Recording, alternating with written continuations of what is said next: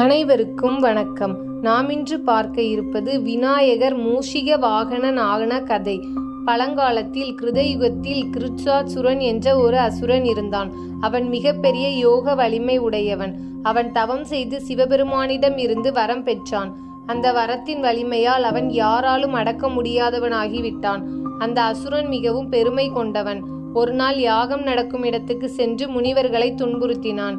அவன் எங்கு சென்றாலும் தனது மந்திர வலிமையால் ஒரு பெரிய எலியாக மாறி எல்லோரையும் பயமுறுத்தி அளித்தான். அவன் நிலங்களில் உழுத பயிர்களையும் வீடுகளையும் கூடவே யாக வேள்விகளையும் சேதப்படுத்தினான்.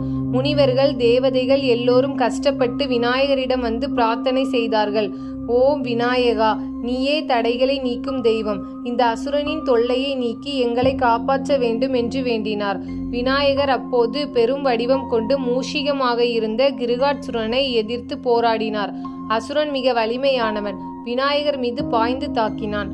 ஆனால் விநாயகர் தனது தந்தையால் அடக்கி அவனை தரையில் விழவிட்டார். அவனை தோற்கடித்து இனி நீ என்னுடைய வாகனமாக இருக்க வேண்டும் என்று உத்தரவிட்டார். அசுரன் தன் அகந்தையை விட்டு விநாயகரின் சேவகராக மாறினான். அந்த நாளிலிருந்து விநாயகர் மூஷிக வாகனன் என்று அழைக்கப்பட்டார். இந்த கதையின் அர்த்தம் என்னவென்றால், மூஷிகம் எப்போதும் எதை வேண்டுமானாலும் கடித்து அழித்துவிடும். அது ஆசை, சிந்தனை, கவலை போன்றவற்றையும் குறிக்கிறது.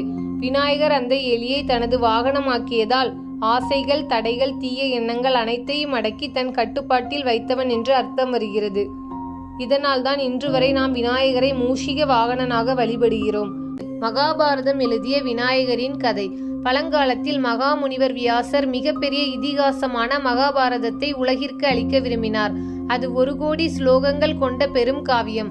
அதை எழுதி பதிய யாராவது தேவைப்பட்டார்கள். வியாசர் யோசித்தார். இவ்வளவு பெரிய காவியத்தை எழுதி தரக்கூடியவர் யார்? எழுதுபவர் வேகமாகவும் இடைவேளையின்றியும் எழுத வேண்டும். அப்போது அவரின் நினைவுக்கு வந்தது விநாயகர். ஏனெனில் விநாயகர் அறிவின் கடவுள், எழுத்தின் தெய்வம். வியாசர் விநாயகரை வேண்டி, ஓ விநாயகா, நான் சொல்ல போகும் மகாபாரதத்தை நீ எழுதி தர வேண்டும் என்றார். விநாயகர் உடனே ஒப்புக்கொண்டார். ஆனால் ஒரு நிபந்தனையை வைத்தார். நான் இடைவேளையின்றி எழுதுவேன், நீயும் இடைவேளையின்றி தொடர்ந்து சொல்ல வேண்டும். ஒரு கணமும் நின்றுவிடக்கூடாது. அதை கேட்டு வியாசர் சிந்தித்தார். இது கடினமான நிபந்தனை. நான் சற்று சிந்திக்க நேரம் தேவைப்படும் போது அதற்கு ஒரு வழி தேவை. ஆகையால் வியாசரும் தன் நிபந்தனையை வைத்தார். சரி, நான் சொல்வதை கேட்டு எழுதும் போது ஒவ்வொரு ஸ்லோகத்தின் அர்த்தத்தை புரிந்து கொண்ட பிறகே நீ எழுத வேண்டும். அர்த்தம் புரியாதவரை எழுதக்கூடாது. இருவரும் இந்நிபந்தனையில் சம்மதித்தனர். விநாயகர் எழுத போன போது தன் பக்கத்தில் எழுதுகோல் எதுவும் இல்லை என்பதை உணர்ந்தார். அதனால் தனது ஒரு தந்தத்தை உடைத்து அதை எழுதுகோலாக பயன்படுத்தினார். அந்த தியாகத்தால் அவர் கல்வி தெய்வமாக புகழ் பெற்றார். வியாசர் பாட விநாயகர் தன் பல்லால் தொடர்ந்து எழுதினார். வியாசர் சிந்திக்க வேண்டிய இடங்களில் மிகவும் சிக்கலான ஸ்லோகங்களை சொல்வார். அவற்றின் அர்த்தத்தை புரிந்து கொள்ளும் வரை விநாயகர் எழுதாமல் சற்று காத்திருப்பார். அவ்வாறு வியாசருக்கு யோசிக்க நேரம் கிடைத்தது. இவ்வாறு முழு மகாபாரதமும் விநாயகரின் கையால் எழுதப்பட்டது. இந்த கதையில் இருந்து நாம் தெரிந்து கொள்வது, விநாயகர் அறிவும் கல்வியும் பெற்ற கடவுள். எந்த பெரிய பணியும் புத்திசாலித்தனமாக செய்ய வேண்டும் என்பதை இந்த கதை உணர்த்துகிறது. தியாகம், அதாவது தன் பல்லை உடைத்தல், மற்றும் ஒழுக்கம், இடைவேளையின்றி உழைத்தல் ஆகியவை மகத்தான பணிகளை நிறைவேற்ற உதவுகின்றன. அதனால்தான் இன்னும் கல்வி, எழுத்து, அறிவு என்பவற்றின் கடவுளாக விநாயகர் போற்றப்படுகிறார். உலகம் சுற்றும் போட்டியில் விநாயகர் வென்ற கதை. ஒரு நாள் சிவபெருமான் மற்றும் பார்வதி தேவி தங்கள் 2 மகன்களான முருகன் மற்றும் விநாயகரின் அறிவையும் வலிமையையும் சோதிக்க நினைத்தார்கள். அவர்கள் இருவரையும் அழைத்து, குழந்தைகளே, உங்களில் யார் அறிவிலும் புத்திசாலித்தனத்திலும் சிறந்தவர் என்பதை அறிய உங்களுக்கு ஒரு போட்டி வைக்கிறோம் என்றார்கள். சிவபெருமான் கூறினார், உலகத்தை 3 முறை சுற்றி வருபவருக்கு பரிசு கிடைக்கும். அந்த பரிசு ஞானம், புகழ், சிறந்த இடம். அதை கேட்டதும் முருகன் மகிழ்ந்தார். அவரிடம் அழகான மயில் வாகனம் இருந்தது.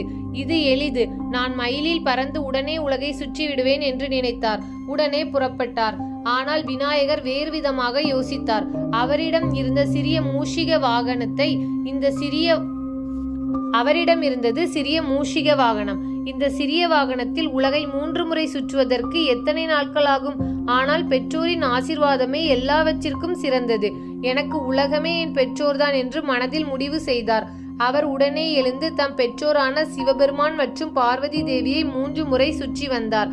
இதே நேரத்தில் முருகன் மயிலில் பறந்து உலகை முழுவதையும் சுற்றி வந்து வியர்த்து சோர்ந்து திரும்பினார். அப்பா, நான் உலகத்தை 3 முறை சுற்றிவிட்டேன், பரிசு எனக்கே என்றார். ஆனால் அதற்குள் விநாயகர் அமைதியாக தம் பெற்றோரை 3 முறை சுற்றி முடித்திருந்தார். சிவபெருமான் சிரித்துக்கொண்டு கூறினார், முருகா, நீ உலகை சுற்றி வந்தாய். ஆனால் விநாயகர் எனக்கு பெற்றோர்களே உலகம் என்று உணர்ந்து நம்மை 3 முறை சுற்றி வந்தார். அதுவே உண்மையான அறிவு, மிக சிறந்த உலக சுற்றல். அதனால் விநாயகரே வெற்றி பெற்றார். இந்த கதையின் பொருள் என்னவென்றால், பெற்றோர்களே பிள்ளைகளின் முதல் உலகம். எந்த காரியத்திலும் வேகம், வலிமை முக்கியம்தான். ஆனால் அறிவு, சிந்தனை, பக்தி என்பவையே சிறந்தவை. இதனால் விநாயகர் முதல் வழிபாடு பெறும் கடவுள் ஆனார். சந்திரனுக்கு சாபமிட்ட விநாயகர். ஒருமுறை விநாயகர் பூமியில் வந்து தம் பக்தர்களின் வீடுகளில் வழிபாடு ஏற்றுக்கொண்டார். அவர்கள் அன்புடன் பலவித நைவேத்தியங்கள் வைத்து வழிபட்டனர். அதில் அவருக்கு பிரியமான மோதகம், கொழுக்கட்டை அதிகமாக இருந்தது. விநாயகர் அவற்றை பார்த்து மிகவும் மகிழ்ந்து நிறைய மோதகங்களை உண்டார். அதனால் அவர் வயிறு பெரிதாகிவிட்டது. அப்போது இரவு நேரமாகிவிட்டது. விநாயகர் தம் வண்டியில் ஏறி, அதாவது மூஷிக வாகனத்தில் ஏறி வீட்டிற்கு சென்று கொண்டிருந்தார். வண்டி திடீரென ஒரு பாறையை மோதியது. அதனால் விநாயகர் தரையில் விழுந்தார். உண்ட மோதகங்கள் எல்லாம் சிதறி விழுந்தன. அந்த காட்சியை வானத்தில் இருந்த சந்திரன் பார்த்தான். விநாயகரின் பெரும் உடலும் விழுந்த விதமும் அவனுக்கு நகைச்சுவையாக தோன்றியது. அவன் பெரிதாக சிரித்தான். விநாயகர் அதை கவனித்தார். அவருக்கு கோபம் வந்தது. விநாயகர் சந்திரனை நோக்கி கூறினார், என்னை கேலி செய்ததற்காக உன்னை உலகம் முழுவதும் இகழும். உன்னை நேரில் பார்க்கும் யாருக்காவது தவறான பழி வரும். உன் தரிசனம் தீய பலனை தரும் என்று சாபமிட்டார். அதனால் மக்கள் விநாயகர் சதுர்த்தி நாளில் சந்திரனை பார்க்கக்கூடாது என்ற நம்பிக்கையை பின்பற்றத் தொடங்கினர். சந்திரன் பயந்து விநாயகரிடம் மன்னிப்பு கேட்டான்.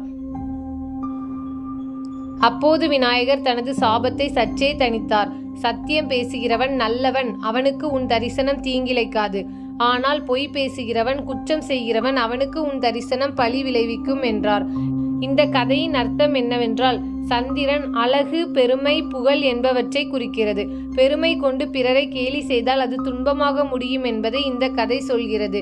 உண்மையுடன் வாழ்பவர்கள் எதற்கும் அஞ்ச தேவையில்லை என்பதை அறிவிக்கிறது. அதனால்தான் மக்கள் இன்று வரை விநாயகர் சதுர்த்தி இரவில் சந்திரனை பார்க்காமல் தவிர்க்கின்றனர். கஜமுகன் கதை. பழைய காலத்தில் கஜமுகன் என்ற பெயரில் ஒரு அசுரன் இருந்தான். அவன் யானை முகத்துடன் பிறந்தவன். மிக வலிமை உடையவன். மந்திர வல்லமையுடன் தேவ முனிவர்களை துன்புறுத்தி கொண்டிருந்தான். அவன் தவம் செய்து சிவபெருமான் அருளால் பெரிய வரங்களை பெற்றிருந்தான். அந்த வரத்தால் யாராலும் அவனை வெல்ல முடியாத நிலை ஏற்பட்டது. அவன் எல்லா உலகங்களிலும் அச்சுறுத்தலாகி விட்டான். அவன் துன்புறுத்தியதால் தேவர்கள் அனைவரும் விநாயகரிடம் வந்து பிரார்த்தித்தனர். ஓ விநாயகா, நீ தடைகளை அகற்றுபவன். கஜமுகனின் அகந்தையை அடக்கி எங்களை காப்பாற்ற வேண்டும் என்று வேண்டினார். விநாயகர் கஜமுகனை எதிர்த்து போருக்கு வந்தார். கஜமுகன் தனது மாய வலிமையால் பல வடிவங்களில் மாறினான். ஒருமுறை சிங்கமாக, ஒருமுறை யானையாக, ஒருமுறை குதிரையாக மாறி தாக்கினான். ஆனால் விநாயகர் ஒவ்வொன்றையும் முறியடித்தார். இறுதியில் கஜமுகன் பெரிய மூஷிகமாக மாறினான். அந்த வடிவத்தில் அவன் வேகமாக ஓடி விநாயகரை தாக்க முயன்றான். விநாயகர் உடனே தன் பாசக்கயிற்றை வீசி அந்த எலியை பிடித்தார். அதை அடக்கி, இனி நீ என் வாகனமாக இருக்க வேண்டும் என்று கட்டளையிட்டார். அவ்வாறு கஜமுகன் அடக்கப்பட்டு விநாயகரின் மூஷிக வாகனமாக மாறினான். இந்த கதையின் பொருள் என்னவென்றால், கஜமுகன் என்பது ஆசை, அகந்தை, துஷ்ட சிந்தனைகளை குறிக்கும். விநாயகர் அதை அடக்கி தன் வாகனமாக்கியதால் மனிதன் தனது ஆசை, அகந்தை போன்றவற்றை அடக்கி தன் கட்டுப்பாட்டில் வைத்தால் அவை கூட நல்லதற்கு பயன்படும் என்பதை காட்டுகிறது. இதனால் விநாயகர் மூஷிக வாகனன் என்றும் தடைகளை வெற்றி கொள்ளும் தெய்வம் என்றும் போற்றப்படுகிறார். தினமொரு கதையில் கதை கேட்ட அனைவருக்கும் நன்றி.